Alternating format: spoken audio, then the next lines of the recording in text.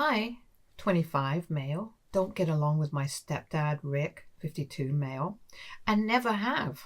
He married my mom, 47, female, when I was 15 after dating for a couple of months, and it's been 10 years, but I think I still hate him more than anyone on this planet. My mom and dad, 50, male, got divorced a few years after I was born, maybe when I was 4 or 5. My mom had full custody for the first few years, while dad had only visiting rights, and he'd come to see me on the weekends. But they modified that arrangement when I was a little older, around 7, and my dad had partial custody after that. I'd spend half the month at my dad's and the other half with my mom. My dad's an architect, and my mom was a stay-at-home mom for most of her life, so I was quite close to my mother growing up. When I was around 16, my dad was offered a great position in a firm, but for that he'd have to move out of state and wouldn't get to see me often. By then, my mom had married Rick, and he was horrible, so I was having a hard time whenever I'd be living with my mom and would vent about Rick to my father constantly. So he was aware of the situation at my mother's house and asked me if I'd be willing to move with him. But I said no, because I didn't want to abandon my mother. My dad almost turned that offer down after that, but I convinced him to take it up because it was a great opportunity for him, and I didn't want him to miss out on anything for me. So my dad left, and we'd talk on video calls and stuff, and we'd see each other on the holidays, but I did miss him still. Living with Rick made me miserable because he was a total bully and would make it a point to put me down every time he saw me around the house. He hadn't been that way while he was still dating my mother, even though he had been awkward around me back then.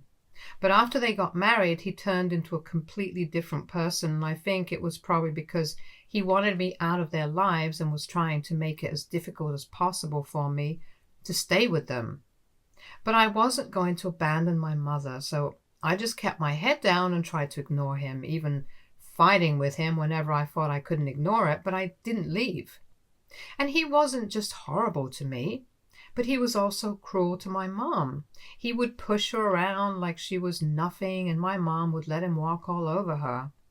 I tried to convince her to leave him several times, but she insisted that he was a good man, and I shouldn't judge him by what I saw, since there was a lot that I didn't know about him. I didn't buy it, and I believed that he was just as horrible as I thought him to be.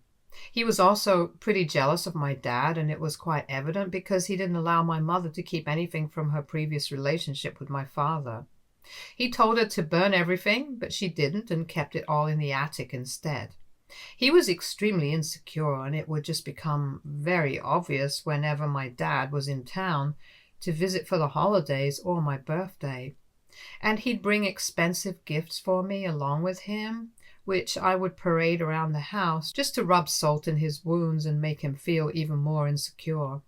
Rick worked as a construction manager, and he didn't earn as much as my father did, which was a sore point for him. And I really loved bragging about my father to rub it in his face. I didn't ever think that he'd be able to use that against me someday, to be honest. I spent a couple of years at home with them and tried my best to put up with Rick for my mom's sake. And then it was finally time for me to move out for college, which I was really looking forward to, because then I would only have to come back home for the holidays and I wouldn't have to see Rick around the house at all times. I was mostly relieved, but I was also a little afraid of what my mom would have to go through.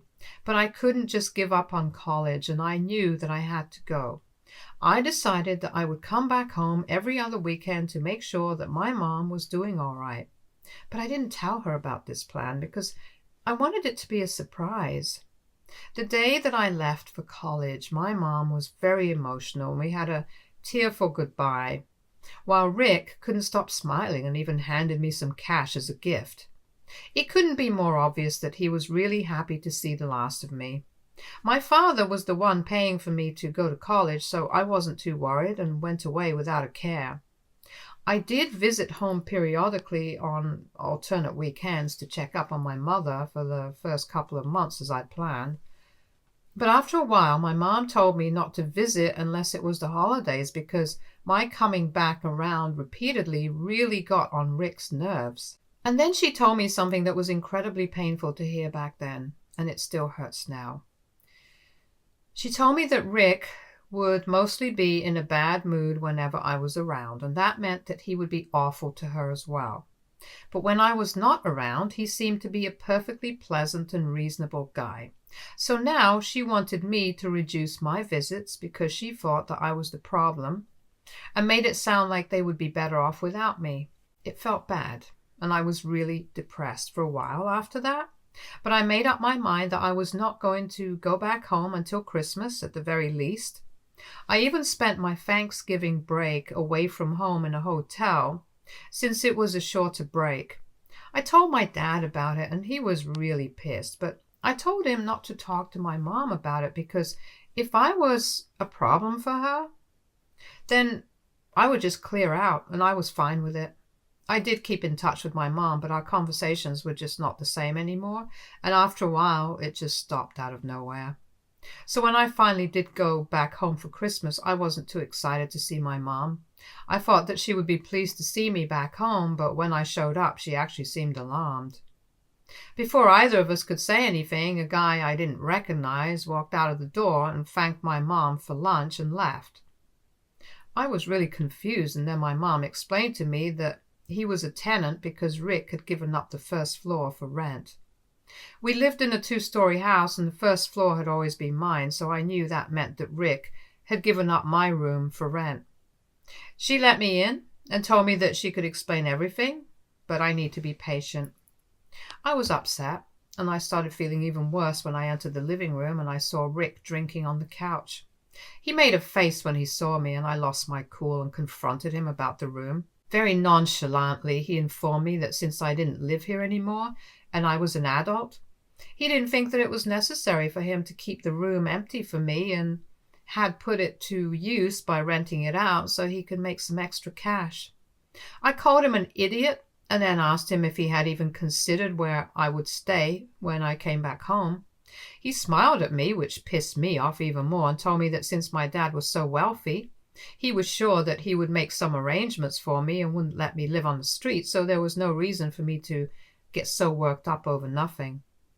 I was so angry that I couldn't even say anything to him, so I turned to my mother instead and asked her if she was okay with this.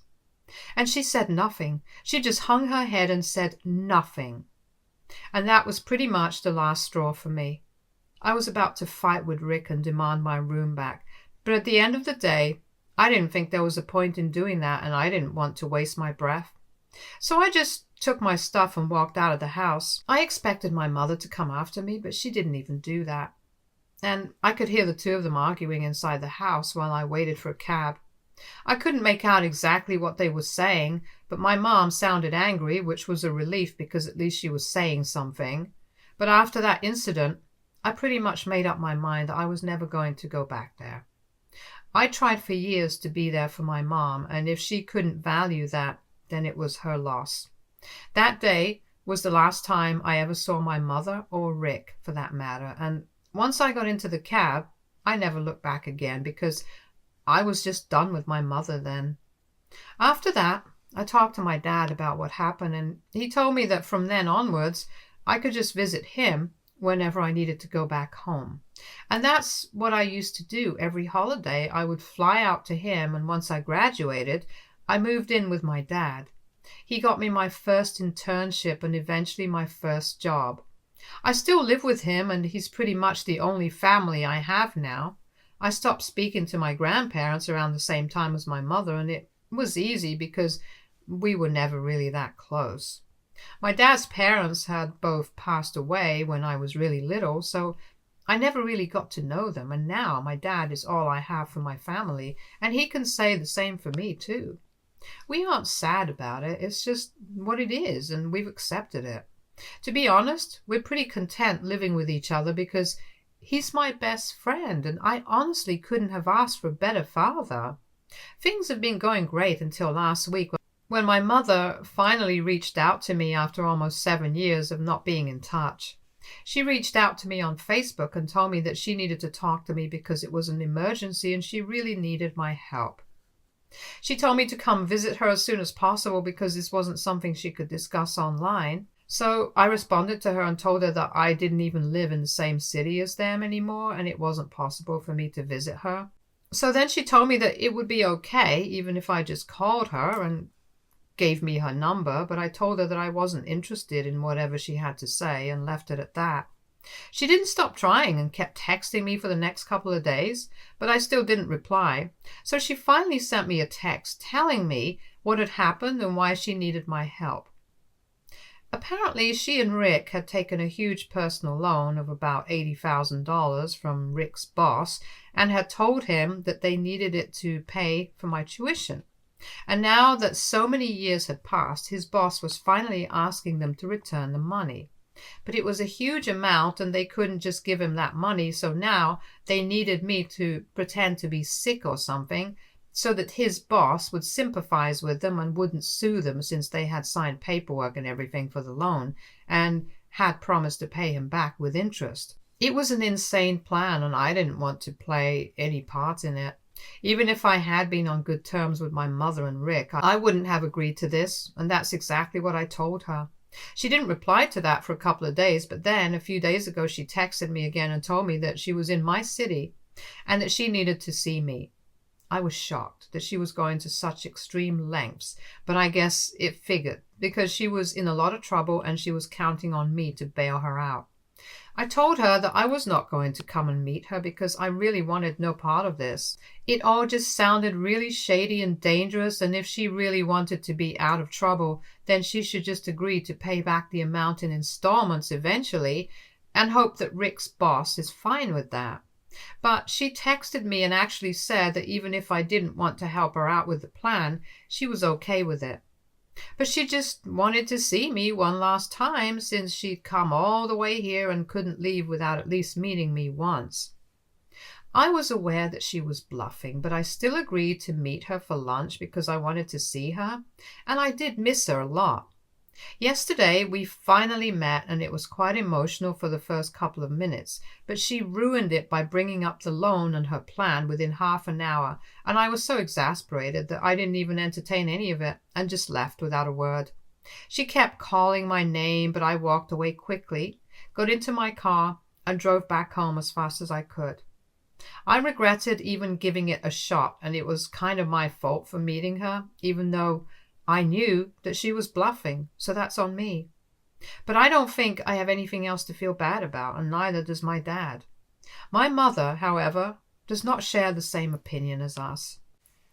She sent me a long video yesterday, really late at night, and it was pretty obvious to see that she was drunk and crying. She said that she expected me to help her out because I had been her shield throughout my childhood, and she knew that she'd screwed up in the past, but she was really disappointed that I was getting revenge instead of being the bigger person, especially when there was so much at stake. She was extremely emotional, and it was hard to make out what she was saying because she was crying so hard, and also the alcohol was slurring her words. But I could tell that she was very upset with me. She kept saying that she'd always believed that she could always count on me, but I'd proved her wrong and she was extremely disappointed. By the end of the video, she had pretty much dissolved into tears and I felt disgusted with myself when I finished watching it. In spite of everything that happened, I do love my mother and I can't bear to see her this way. I also can't imagine her going to prison, which is exactly where she might end up if she doesn't repay that money or I don't buy her some more time. She kind of got lost after she married Rick, but before that she'd always been a loving and caring mother, and this is my one chance to repay her for everything that she did for me. But at the same time, I know that I shouldn't be putting myself at risk by involving myself in this situation. For starters, my mother hasn't even told me what exactly they took that personal loan for, and I don't think I can get involved without knowing all the facts. On top of that, this is not even a foolproof plan, and it can totally backfire on them if they don't really think it through. And their boss isn't exactly stupid. He might be able to see right through them and call their bluff, which might be very dangerous for them. I really do want to help my mother out, but I really don't think that I should do it at the cost of my own reputation. I don't know if that makes me a selfish person or not. I know it sounds like it does, and my common sense is telling me not to get involved, but I just don't know. I don't want my mother to go to prison. AITA for not wanting to help my mom dodge legal trouble for being unable to repay a loan. Update 1. I made the very difficult decision of blocking my mother so she isn't able to contact me anymore. It was hard, but I needed to do it, and now that it's done, I feel kind of relieved. I talked to my dad about the video and everything, and he told me that it was great that I didn't fall for it because she was clearly just trying to manipulate me emotionally. She knew that I valued her more than anything in the world and would jump at the chance of getting me to help her out. A lot of you guys in the comments said that I have major mommy issues, and I guess that's true, as much as I hate to admit it. Reddit can't solve that, but therapy can, so I'm looking into therapists for now because I don't think that it's healthy for me, and I hadn't ever considered it before, but it's about time. I also did some digging and found out about Rick's boss, and all I can say is that I'm so glad that I didn't agree to help my mother out, because that would have completely messed my conscience up. It wasn't too difficult to find out. All I had to do was stalk Rick's social media. He had a lot of photos with his co-workers, and the oldest guy there was very clearly his boss since he dressed differently and also just gave off that vibe. So I went to his account, and that's where I realized why exactly Rick and my mother thought that maybe pretending to be sick would make him back off for at least a while. His boss had a daughter whom he lost to cancer just a couple of years ago. And if I'm not mistaken, Rick and my mother were probably planning to make me pretend to be sick, and that would make their boss go easy on them because he would feel empathetic towards them. So not only was it a very stupid plan, it was also extremely insensitive and cruel of them to use something like that against a person who had helped them out. After I found out about that, blocking my mother was pretty much a piece of cake.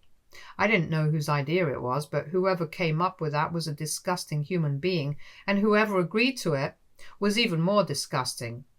And really, I'm just so glad that I didn't fall for any of my mother's strategies, because I'm just beginning to realize how manipulative and cunning she is as a human being.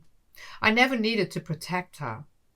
I was the one who needed to be protected, and she failed miserably at that job. So it's safe to say I don't necessarily feel very guilty anymore, especially not after I realized what they were planning to do and why they were so insistent on using me to accomplish this disgusting goal of theirs. They deserve whatever punishment comes their way. Update 2. So since my mother couldn't contact me, she decided to get in touch with my dad instead. It was quite a surprise since they haven't spoken for about the same amount of time, or maybe even longer now that I really think about it. He told me that she told him pretty much the same things as she said to me and was trying to get him to sympathize with her and convince me to play the part that she had asked me to. But he told her very clearly that I wasn't interested and I was a grown man, so she couldn't exactly force me to do something that I wasn't interested in. She also tried to yell at him and say that he was being unfair and that she had a lot at stake here, so he needed to realize how desperate she was, as if this was somehow our fault. But my father was very firm and didn't budge. In fact, he even told her that if she bothered us again, then he would take matters into his own hands and would make sure that her husband's boss got to know exactly what she was trying to do behind his back to avoid repaying the money. But even that didn't seem to faze her, and she told him to go ahead and see if she cared, probably because she knew that we wouldn't stoop to that level. She did ask him to pass on a message to me, though, which he did. She told my dad that she wanted me to know that they hadn't borrowed that money to do something shady or frivolous, but they were actually about to start a business of their own, and she was trying to get back into work after a really long time. However, unfortunately, they got scammed out of their money and couldn't invest, which is why they were in such trouble now. They didn't want to get banks involved because they wouldn't be as lenient as Rick's boss had been, and they couldn't tell their boss the real reason why they needed the money because then that would be a conflict of interest. So they had to lie about it, and now they dug a grave that they couldn't get out without my help, and she was really desperate. But I made it very clear that I couldn't care less. They'd been nothing but cruel to me all their lives, and now I wasn't going to be stupid and get involved in something like this just to rescue them. I didn't like them or respect them, and I certainly didn't owe this to them like she'd been trying to get me to believe so far. I was out. She wasn't my family anymore, and so she needed to stop thinking that she could count on me. She couldn't, and she most certainly shouldn't be delusional. Update 3. Hi, so I finally heard back from my mother after almost 3 months of her being completely AWOL, and I learned that she is going to try and pay back the loan and she doesn't need my help anymore. She wasn't nice about it, obviously. She was pretty rude and actually said, "Thanks for nothing," in the message that she sent me. She used a different number since I'd blocked her previous one, but I guess this was important enough for her to actually get a new number for. It was just the usual. She told me that she was disappointed in me and she never wanted to see me again, which I was okay with because why would she even want to see me after whatever happened? She also said that she and Rick had sold the house now and were living in a smaller apartment, and she made it sound like it was my fault, which I don't even understand how that works. But I guess she can always just find a way to blame me for everything that goes wrong in her life. At this point, I shouldn't even be surprised. The bottom line is that I'm now finally done and that we don't have to talk to each other again. She hates me. I hate her. End of discussion. Stay tuned for more stories from our girl relationships.